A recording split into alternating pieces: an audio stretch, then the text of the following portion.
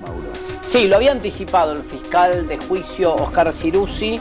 Él no estaba conforme con la sentencia del tribunal oral. Recordemos que la justicia le aplicó a Lucas Trasancos una pena de 4 años y 2 meses, entendiendo que se trataba de un doble homicidio culposo. Y el fiscal aquí lo dijo, en una nota que hicimos el mismo día del veredicto, que él iba a apelar. Esto significa ir a una instancia superior, que es la Cámara de Casación, para que se dé vuelta al fallo y le den la razón al fiscal, que entiende que esto no fue un accidente común, sino que se trató de un homicidio con dolo eventual. Breve reseña: el fiscal entendió que había por lo menos 4 elementos para acreditar el dolo eventual, pidió 9 años de prisión. Había elementos que a su criterio se ajustaban a esta construcción doctrinaria que es el dolo eventual, que eran la velocidad, estimada en 110 km por hora al momento del accidente en el que Lucas Trasanco embiste la moto y provoca la muerte de 2 personas, el haber pasado 2 semáforos en rojo en esa carrera criminal que terminó con 2 víctimas, no haber frenado y ni siquiera había tomado en cuenta. Recuerden este dato, Ciruzzi dijo, el fiscal, ni siquiera me interesa el hecho de que no haya parado para asistir o no a las víctimas. Con el resto ya me alcanzaba para probar el dolo eventual. Ahora será la Cámara de Casación la que tendrá la palabra. Sabemos que en general las instancias superiores de justicia se quedan en el homicidio culposo, que suele pasar que una causa que viene con una sentencia por dolo eventual, la Casación la baja a homicidio culposo. Pero el fiscal cumplió con su palabra y apeló. Lo que está diciendo el fiscal es, para mí Trasancos tiene que estar en cana. Lo traduzco para no ir mucho al tecnicismo. El fiscal dice, la actitud de Trasancos, su maniobra no fue un accidente común, fue un homicidio en tránsito, tiene que estar preso. En palabras de él, un suceso. ¿Te acordás? En palabras de Lucas Trasancos, un suceso. Un accidente. En palabras del fiscal, un homicidio con dolo eventual que se asemeja en la pena que tiene a un homicidio simple cometido con un arma de fuego, para dar un ejemplo. Así que bueno, vamos a ver qué pasa con la apelación. ¿Cómo le va, doctor? Buenas tardes. ¿Bien? Bien, muy bien. ¿Les parece importante esta instancia? Obviamente, nosotros también apelamos. Y digamos, esto lo que decía Mauro recién, están así, está bastante, digamos, está sumamente acreditado que este hecho fue un homicidio simple con dolo eventual y no un accidente, o sea, no un homicidio culposo. En estas 2 semanas o un poquito más que pasó desde que conocimos el veredicto, tuvimos la oportunidad de conocer los fundamentos de la sentencia. Entonces, a partir de los cuales todas las partes pudimos interponer el recurso de casación. ¿Y en qué se fundamentó? Los jueces tienen, y esto es a mi criterio, supongo que el fiscal, digamos, debe pensar lo mismo, porque cuando uno interpone un recurso de casación, digamos, hay básicamente o fundamentalmente 2 motivos para interponerlo: que haya una errónea aplicación del derecho o violación de normas procesales. En este caso, la errónea aplicación del derecho viene clara porque los jueces se equivocan en la calificación que le aplican a Trasancos. O sea, este hecho por el cual se lo llevó a juicio no es un homicidio culposo, es un homicidio simple. Entonces, de lo que se probó en el juicio, digamos, con creces, surge que es un homicidio simple. Entonces ahí, digamos, a grandes rasgos es el primer error de la sentencia, una errónea aplicación de la ley. O sea, en términos técnicos, ¿cuál sería el enfoque? Digamos, ¿qué cosas no tienen en cuenta para ustedes importantes como para no calificarlo como un homicidio simple y entender que se trató de un homicidio sin intención? Bueno, ahí es un tema muy interesante, la pregunta está muy bien, porque a mí me parece que más que lo que no tiene en cuenta es que tiene un error de concepto la sentencia. Porque con todo lo que está probado en la sentencia, que lo reconoce el propio tribunal al dictar la sentencia, técnicamente alcanza y es suficiente, jurídicamente hablando, para decir que esto es un homicidio simple con dolo eventual. O sea, se llenan los requisitos de la figura del homicidio simple cometido con dolo eventual. ¿Por qué, si es tan claro, los tribunales se resisten a aplicarlo? ¿Por qué, si a su criterio y en el criterio del fiscal Ciruzzi es tan evidente que esta causa tenía los condimentos, entre comillas, de un homicidio con dolo eventual, por qué en general los tribunales no aplican este tipo de construcción? Más allá de que usted dice se dan todos los parámetros para que se hubiese condenado por dolo eventual, entiendo que estos jueces han obrado a derecho y han entendido que esto no fue un dolo eventual. ¿Por qué en general no se aplica? La verdad que es la pregunta del millón. O sea, no te podría decir exactamente por qué. Tampoco entiendo muy bien por qué, porque me parece que, digamos, evidentemente hay un criterio jurisprudencial de estos casos, tratarlos como, digamos, homicidios simples y no, digamos, aplicar una condenación más severa o tipificarlo de forma más severa, como sería, obviamente, el homicidio simple, ¿no es cierto?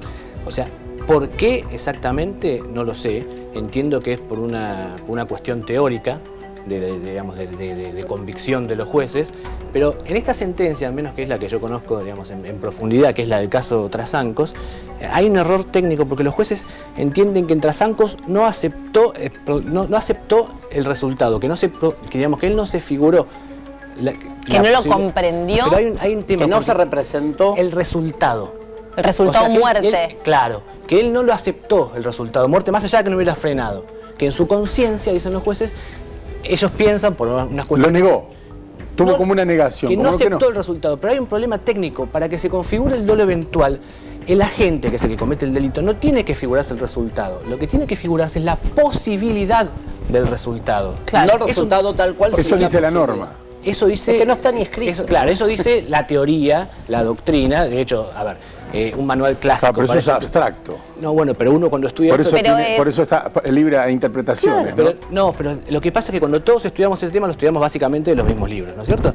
Entonces el tema es, si los jueces intentan probar que Trasancos no aceptó el resultado, si acepta el resultado, si quisiera el resultado, sería un homicidio simple con dolo directo.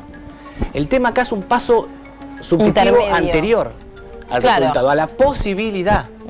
Eso es el dolo eventual. Y la posibilidad está claro, de la misma sentencia surge claro que él la aceptó. Claro, que apunta más a interpretar su conducta que a interpretar su inconsciente o su consciente. Bueno, en el dolo eventual está, digamos, hay un tema de tener que interpretar el subconsciente, obviamente, pero se hace con hechos objetivos. Exacto, y con un resultado objetivo. A partir que es indiscutible. Y los hechos objetivos que están probados se puede, digamos, tener como reconstruido cuál era el subconsciente. Yo le compro todo el argumento, no se aplica. Digo, bueno, nos cansamos con Guillermo y con Melina de escuchar ese razonamiento que hacen muchos en pos del homicidio con dolo eventual. Dígame por qué en general, usted no lo va a saber, digo, si es tan obvio. Pero como existe ustedes, alguna condena de. Muy poquitas por dolo eventual. Muy Acabo de poquitas. contar una de Mar del Plata. Sí. Muy pocas. Digo, yo arrancaría, mire lo que le estoy diciendo, si no quieren modificar la norma para evitar estas discusiones eternas, que, insisto, es tan interpretable que depende de si un juez entiende que el que manejaba se representó el daño que podía causar potencialmente. Digo, hagamos algo provisorio. Manden a cumplir penas efectivas por homicidio culposo al término de un juicio. Que cuando termine el juicio y Trasancos terminó condenado a 4 años y 2 meses, por lo menos que se vaya en cana ese día a cumplir 4 años y 2 meses y que no se espere la verificación en la casación. ¿Se entiende? Por lo menos. Digo, en el mientras tanto, si la ley te permite, cuando te dan más de 3 años dentro del homicidio culposo, que sea a cumplir la pena, por lo menos intentemos de ese modo.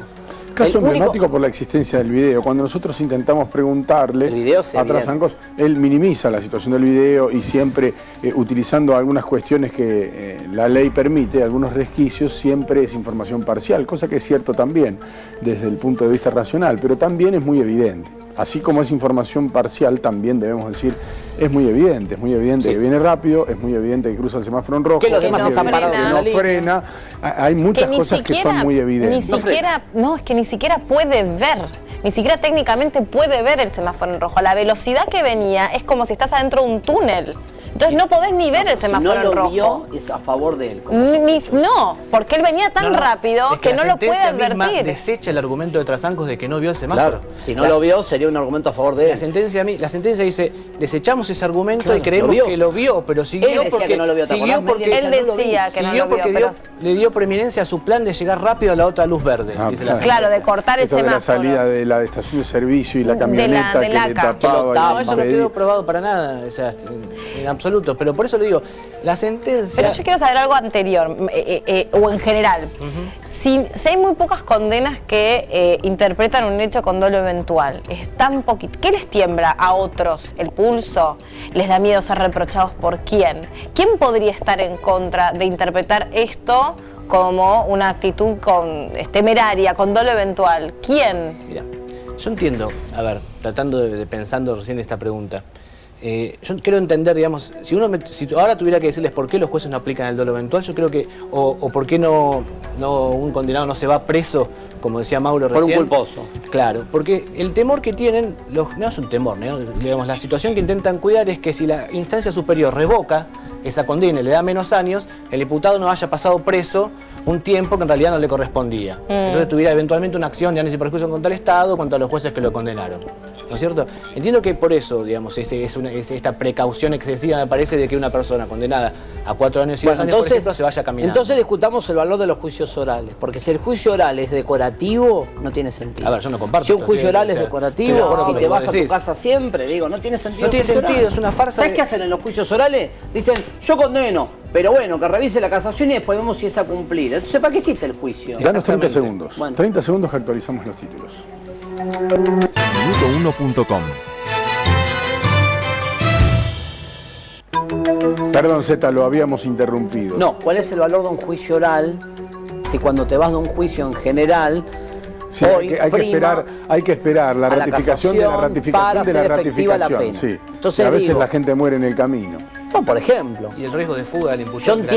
Yo entiendo, ¿sabés qué marca esto? Que los tribunales ni siquiera están seguros de lo que aplican como condena o como veredicto, porque si están esperando que alguien los revise, digo, es a favor del reo. Yo entiendo, es a favor del condenado tener una instancia de revisión. Nadie dice que no haya instancias de revisión. Ahora, podés ir a una instancia de revisión y los que te defienden el derecho del sospechoso te van a decir, ¿y qué pasa si el tipo era inocente y lo tuviste en cana, condenado en un juicio oral y la casación dice que era inocente? Ha pasado.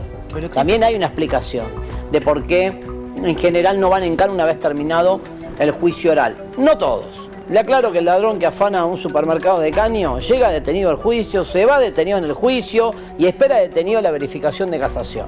Esto también hay que decirlo, ¿no? Obviamente. Pareciera ser que cuando el delito afecta a la propiedad hay mucho más interés en hacer cumplir la pena desde el arranque, ¿no? Con detención inmediata. Parece que preocupa más el robo de un supermercado que el resultado vida.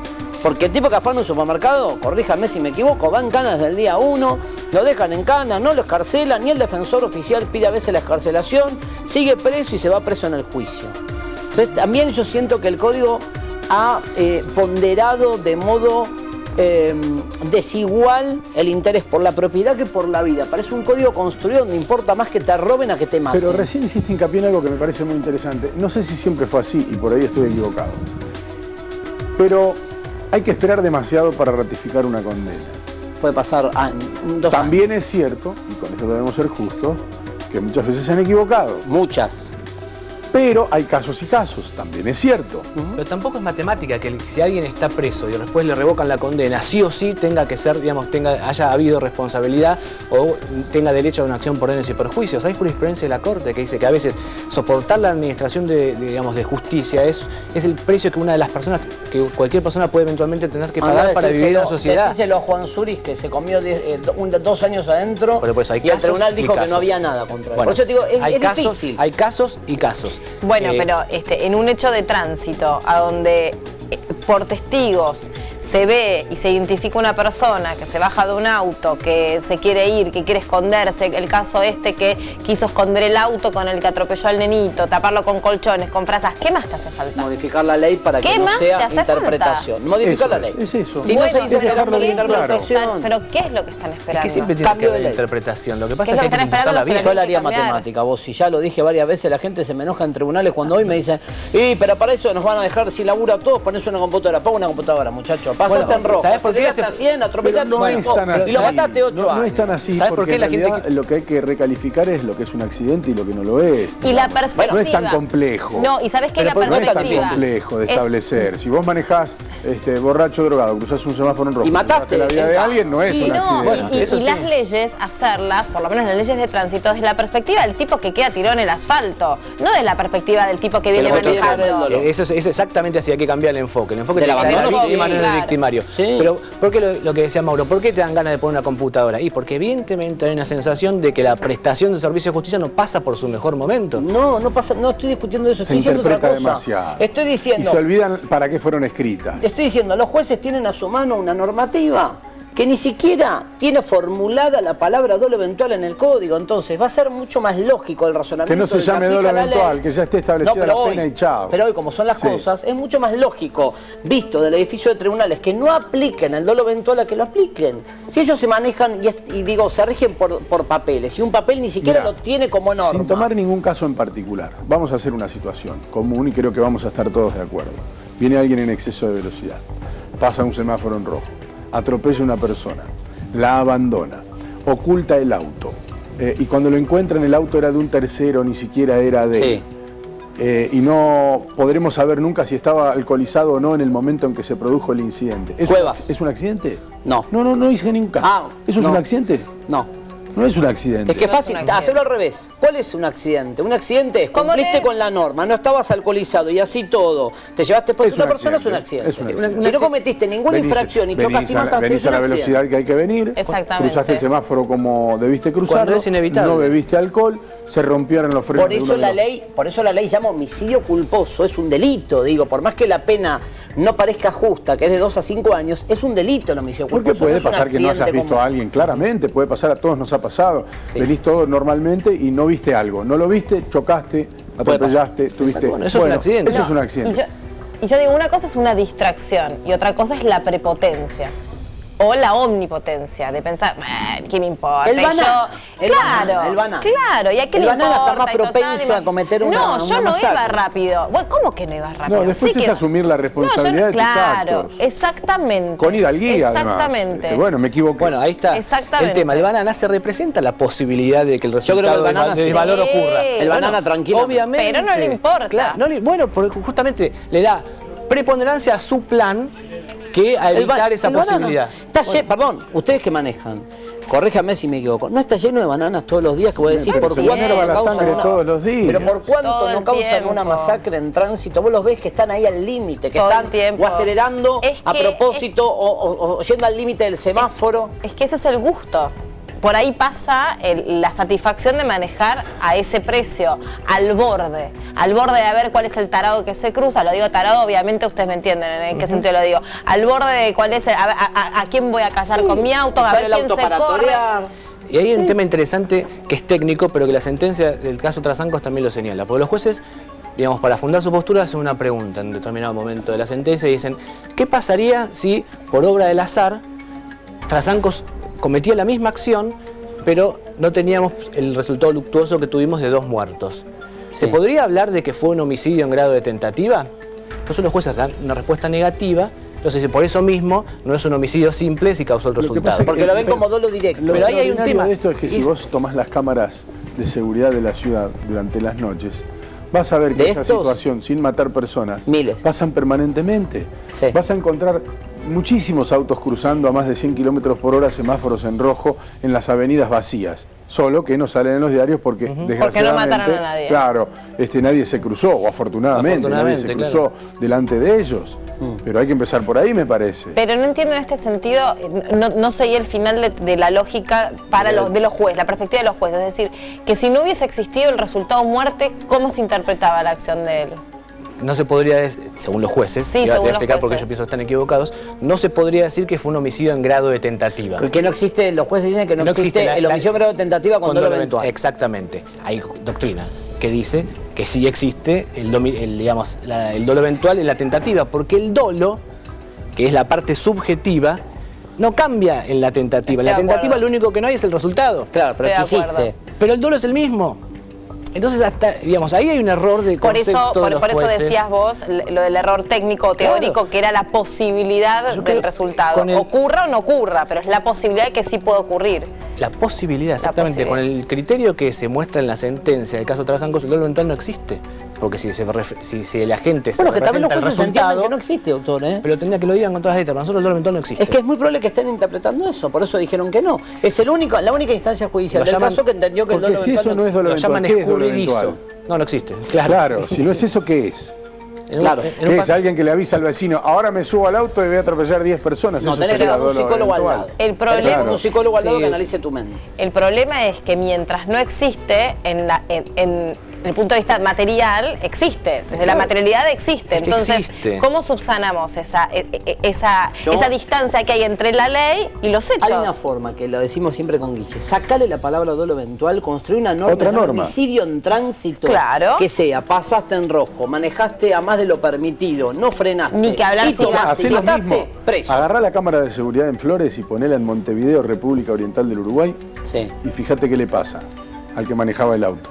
Y sí, Cruzá el pero Río de la ahí está el Plata, castigo. la misma cámara de seguridad, no la llames avenida Rivadavia, ponele Avenida 18 de Julio y poné la misma situación del otro lado del Río de la Plata. A ver qué le pasa. ¿Qué le pasa? No, fue el tema, no fue el famoso tema de Gaby Álvarez, De ¿no era? Gaby Que estuvo Álvarez, preso cuando, que 2 era años en acompañante de Canadá acción al estuvo pre. Gaby Álvarez. Claro. Bueno, si quieren, vamos a repasar el grato momento que vivimos cuando entrevistábamos a Trasancos. Dale. Que fue muy, muy agradable, por suerte, la entrevista.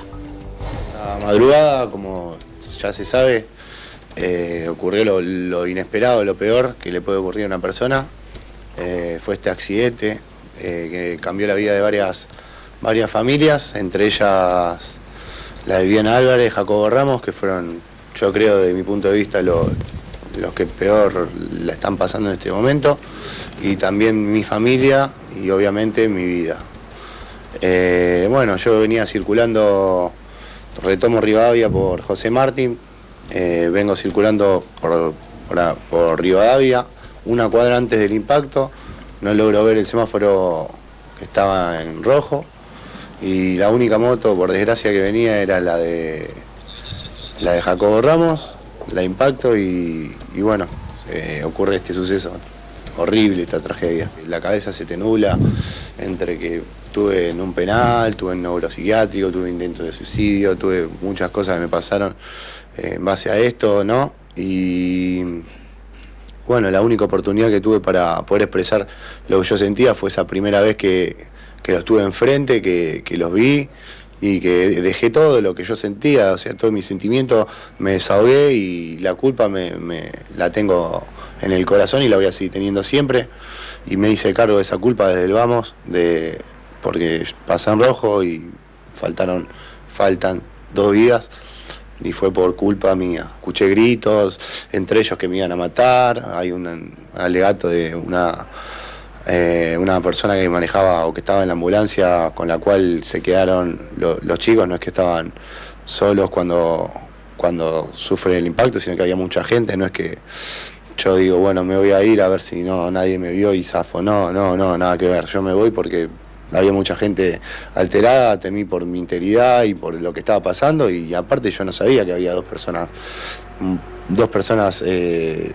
muertas. Cuando me entero de la situación por mi mamá y mi papá, que van los dos en forma separada al lugar del hecho, y me entero que había pasado, por mis propios medios voy y me presento, no a las 6 ni al otro día, a las 5 horas a más tardar del accidente, yo me presento por mis propios medios. ¿Por qué te referís a lo que pasó como un accidente o como un suceso, cuando entre otras cosas se comprobó que no te presentaste en el lugar hasta dentro de 5 horas después de lo que había pasado, y en segundo lugar, que ibas excediendo ampliamente el límite de velocidad? ¿De qué accidente o de qué suceso estás hablando cuando hay 2 personas a las que le quitaste la vida?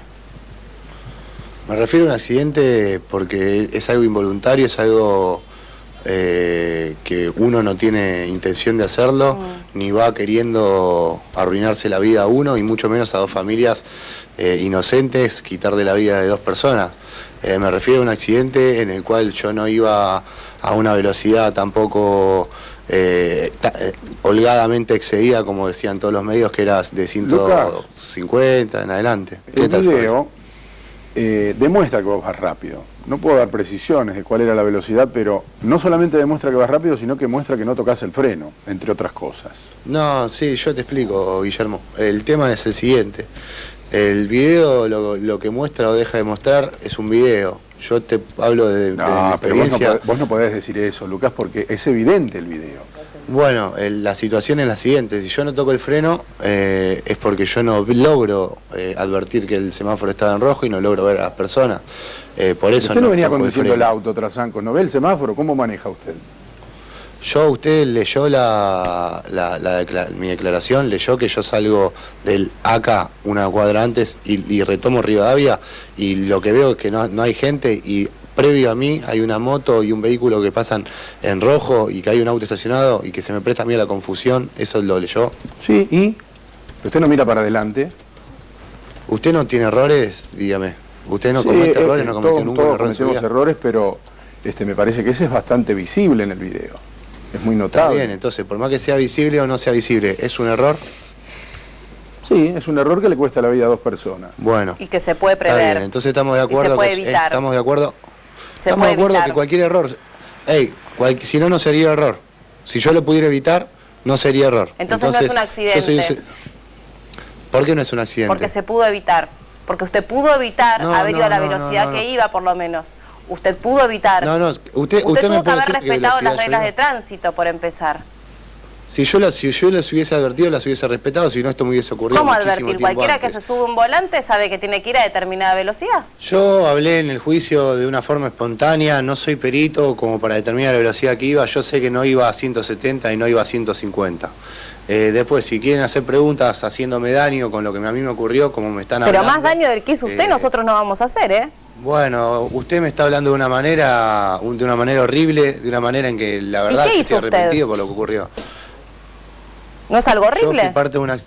Yo estuve en un accidente de tránsito, con lo cual fui el que realizó ese accidente al no ver el semáforo en rojo. Me hago totalmente cargo, pero tampoco estoy para que me castigue y me siga castigando usted, que no sé ni quién es. Por eso mismo les pido perdón a las padres de la víctima todo el tiempo y tengo una culpa que la voy a llevar toda mi vida. Y lo que menos quiero es escuchar a una persona que me recalca la culpa que tengo.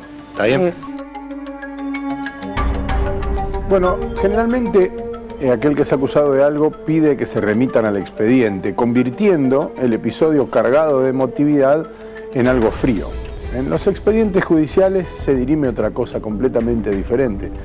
Y aunque eso es la justicia, y hay también que decirlo con todas las letras, también es cierto que hay una discusión que va por otro paralelo, que transita por otro lugar, que es lo que la sociedad reclama o la sociedad interpreta como justicia, que es completamente diferente.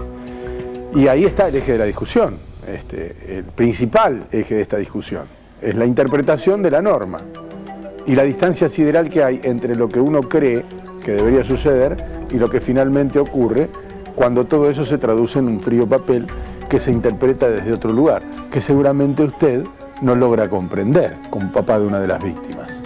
Sí, es así. La verdad que es imposible comprender después de 2 años con mucho dolor, mucha tristeza. Todavía palpita ese dolor del 2013 hasta hoy y jamás va a poder borrarse ese dolor, ¿no? Es imposible de sanar esas heridas en mi familia, en mis hijos, mis hijas, mi esposa, pero como siempre digo, nosotros estamos pidiendo justicia.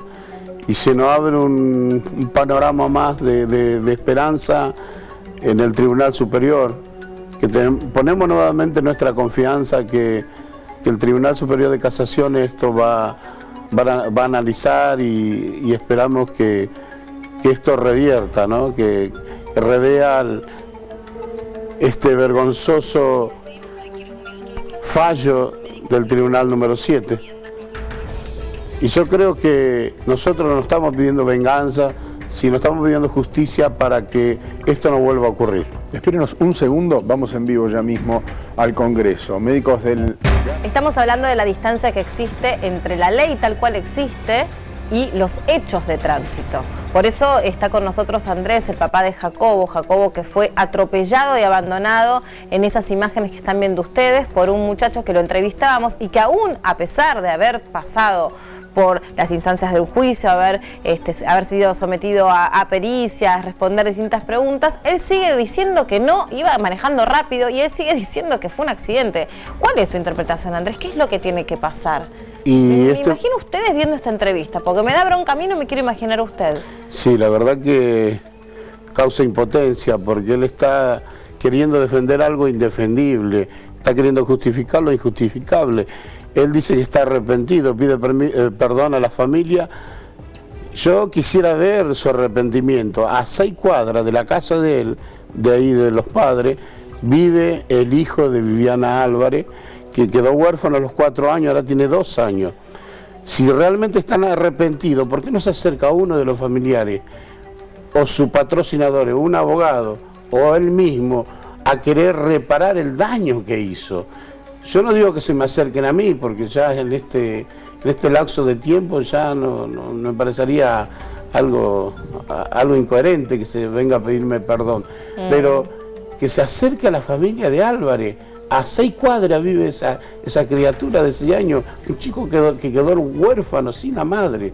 Si él realmente está arrepentido, ¿por qué no se acerca y ofrece una reparación, un resarcimiento? Obviamente que esta entrevista es eso, es una cuestión periodística y no va a modificar nada, pero fíjense que cuando él empieza a querer armar su discurso o querer dejar ver su perspectiva, él se pone primero a él, cómo él se arruinó la vida él y después a otros.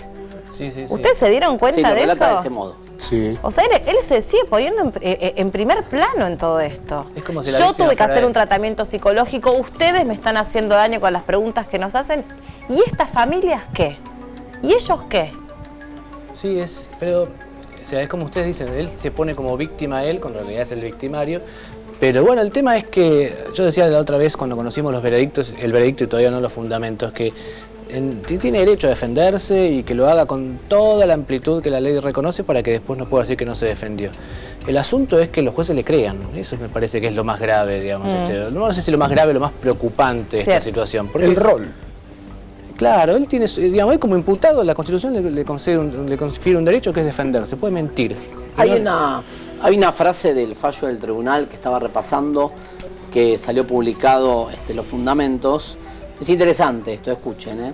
Según el fallo del tribunal, el acusado tuvo una conciencia efectiva del riesgo, pero confió, aunque ese cálculo haya sido poco racional, en que no iba a producirse el resultado que finalmente aconteció, que es lo que dicen aquellos que sostienen que el dolo eventual no se puede probar. ¿Qué significa esto? Que vos, si bien podés tener conciencia del riesgo, estás confiado en tu propia capacidad de manejo del vehículo, por eso no te representás el daño final. ¿Es así? Sí, el argumento del tribunal. El argumento del tribunal es así. ¿Entienden la diferencia? El tribunal dice, vos pudiste representarte que venía un riesgo, pero también confiabas en tu pericia para el manejo. Hagamos una cosa, después de la pausa, sí, responde el Dale. doctor. 2 minutos dura, no se vaya.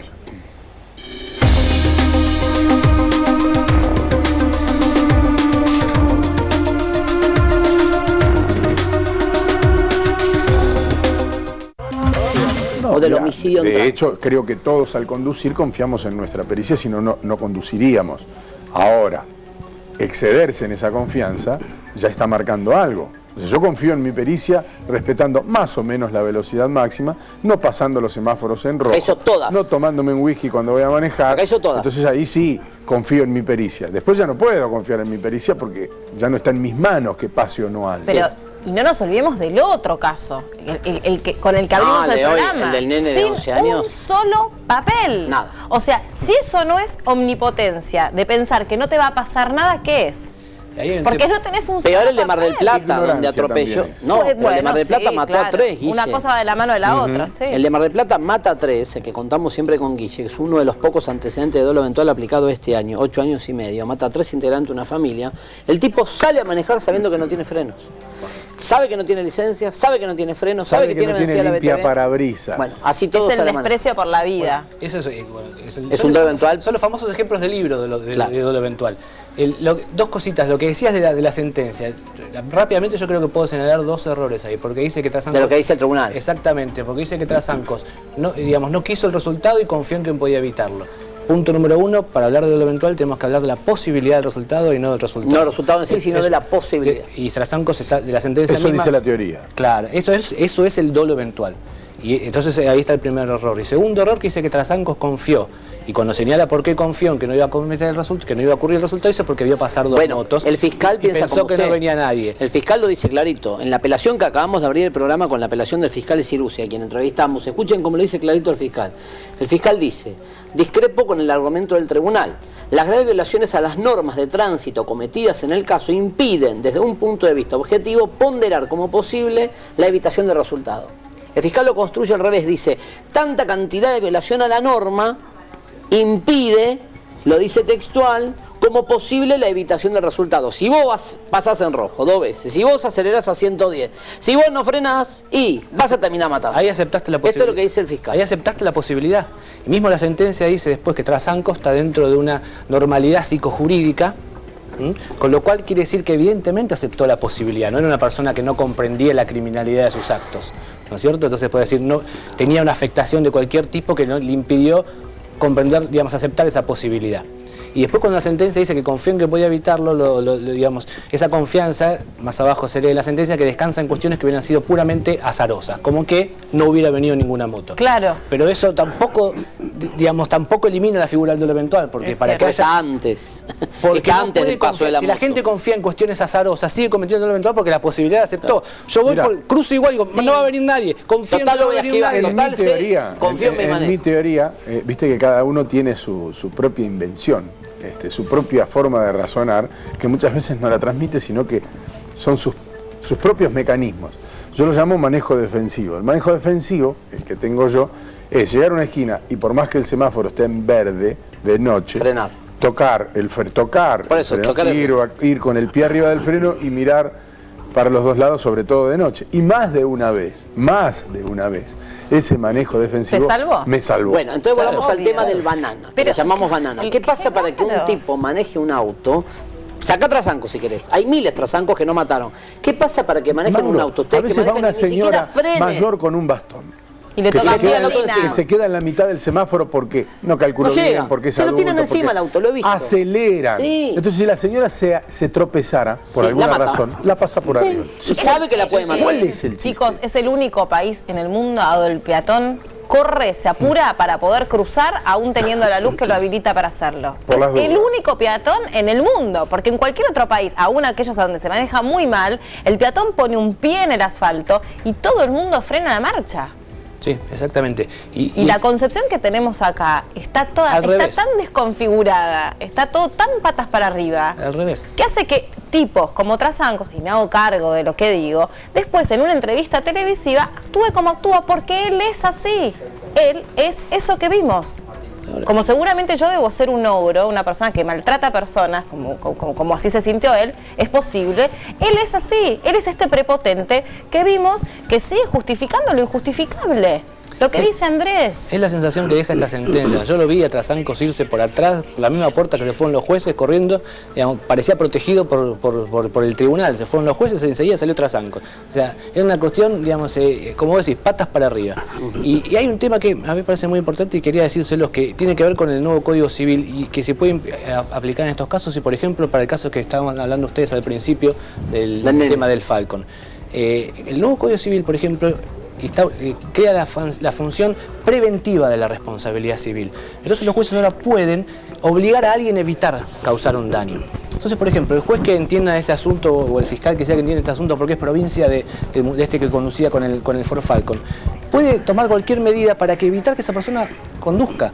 Porque ahora la ley, digamos, en la nueva ley se lo permite. Está dada la posibilidad. Fuera de toda norma Claro. jurídica, y ya para cerrar, ¿qué espera la familia de esta nueva instancia? ¿Qué espera la familia?